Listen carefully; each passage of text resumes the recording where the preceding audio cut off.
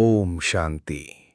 आज 7 मई 2026 की मुरली हमें हमारी असली पहचान और सबसे बड़ी प्राप्ति याद दिलाती है कि हम साधारण आत्माएं नहीं हैं।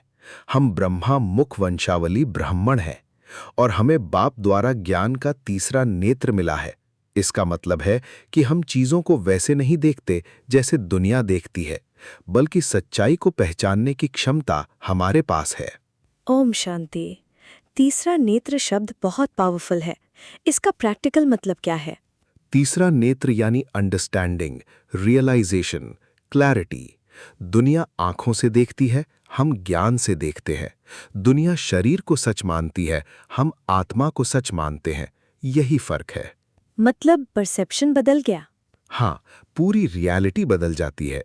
जब आत्मा समझती है कि मैं शरीर नहीं हूं, मैं एक बिंदु रूप आत्मा हूं, तब उसके सारे डिसीजंस, इमोशंस और रिएक्शंस बदलने लगते हैं। बाबा ने ये भी कहा कि हम अभी ईश्वरीय गोद में हैं। ये बहुत सूदिंग थॉट है। ये सिर्फ भावना नहीं, ये एक पावरफुल अवेयरनेस है। इसका मतलब है कि हम डायरेक्ट परमपिता परमात्मा के संरक्षण में हैं। जैसे बच्चा माँ बाप की गोद में सुरक्षित होता है, वैसे ही आत्मा बाप की गोद में सुरक्षित है। तो डर, इनसिक्योरिटी, टेंशन ऑटोमेटिकली कम हो जानी चाहिए। बिल्कुल। अगर ये स्मृति स्थिर हो जाए तो फियर खत्म हो जाता है, क्योंकि फिर आत्मा को पता है कि मैं अकेली नहीं हूं, मेरे साथ स्वयं सर्वशक्तिमान है। अब मेन क्वेश्चन की तरफ चलते हैं कि अद्वैत राज्य की स्थापना कैसे होती है। ये बहुत महत्वपूर्ण पॉइंट है। बाबा कहते हैं कि अद्वैत राज्य यानी एक ऐसा राज्य जहां सिर्फ एक धर्म हो, कोई दूसरा ना हो। और ये बाहुबल से कभी एस्टैब्लिश नहीं हो सकता। मतलब पावर, युद्ध, ताकत से नहीं। नहीं। इतिहास देख लो, जितनी भी शक्तियां आईं, उन्होंने युद्ध से राज्य बनाए, लेकिन वो टिके नहीं, क्योंकि बाहुबल कंट्रोल देता है लेकिन स्थिरता नहीं देता। तो फिर क्या देता है? योग बल, यानी आत्मा की शक्ति, प्योरिटी की शक्ति, कनेक्शन की शक्ति। ये थोड़ा एब्स्ट्रैक्ट लग रहा है। प्रैक्टिकल कैसे समझे? देखो, बाहुबल दूसरों को जीतता है, योग बल खुद को जीतता है। और जो खुद को जीत लेता है वही सच्चा रूलर बनता है।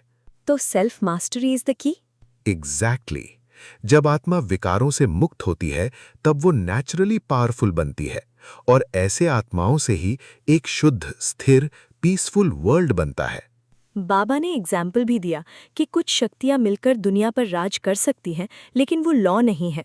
हाँ, क्योंकि ड्रामा का नियम है कि विश्व की बादशाही सिर्फ बाप देता है, और वो भी योग बल से।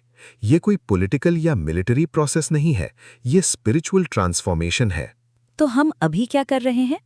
हम वही फाउंडेशन बना रहे हैं। हम अपने अंदर प्योरिटी, पीस और पावर डेवलप कर रहे हैं, जिससे फ्यूचर का अद्वैत राज्य बनेगा। बाबा ने आत्मा के रूप को भी बहुत क्लियर किया। हाँ, ये बहुत बेसिक लेकिन डीप पॉइंट है। आत्मा ना अंगूठे जितनी है, ना कोई ज्योति की लंबी आकृति है। आत्मा एक सूक्ष्म बिंदु है, एक स्टार है। और परमात्मा भी। वो भी बिंदु है, लेकिन सुप्रीम है। फर्क ये है कि हम जन्म मरण में आते हैं, वो नहीं आता। वो एक बार आता है सिखाने के लिए। तो कनेक्शन भी पॉइंट टू पॉइंट है। एग्जैक्टली। ये बहुत सटल कनेक्शन है, माइंड से माइंड का कनेक्शन। बाबा ने ये भी कहा कि तुम कौड़ी से हीरे जैसे बन रहे हो। हाँ, क्योंकि अभी आत्मा डिग्रेडेड है, वैल्यू कम है, लेकिन ज्ञान और योग से वही आत्मा फिर से प्रेशियस बनती है, जैसे हीरा। तो ये ट्रांसफॉर्मेशन बहुत बड़ा है। सबसे बड़ा है। मनुष्य से देवता बनना कोई छोटी बात नहीं है। बाबा ने नन बट वन भी कहा। हाँ, इसका मतलब है सिर्फ एक बाप से कनेक्शन रखना। जब तक मन इधर उधर जुड़ा रहेगा, तब तक शक्ति डिवाइड होगी। तो फोकस जरूरी है। 100%। Single connection maximum power, multiple connections leakage of power.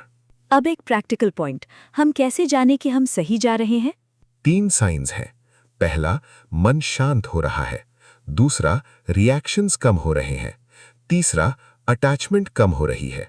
और अगर ये नहीं हो रहा तो समझो कि कनेक्शन स्टेबल नहीं है और प्रैक्टिस बढ़ाने की जरूरत है। बाबा ने सर्विस की भी बात की है। हाँ, बहुत पावरफुल तरीके से।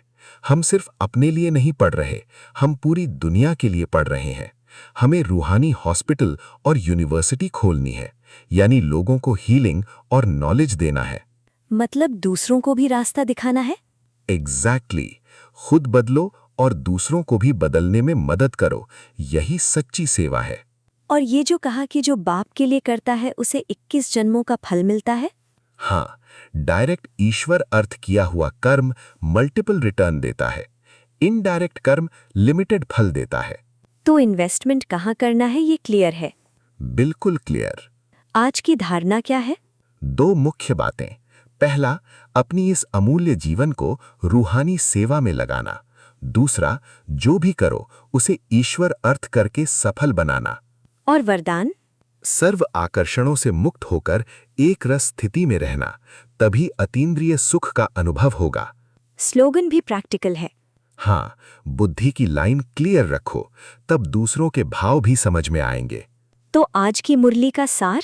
तुम स्पेशल आत्माएं हो, तुम्हें तीसरा नेत्र मिला है, तुम ईश्वरीय गोद में हो।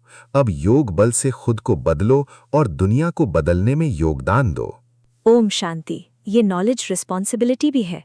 ओम शांति। अब सिर्फ समझना नहीं, इस डिवाइन आइडेंटिटी में जीना है।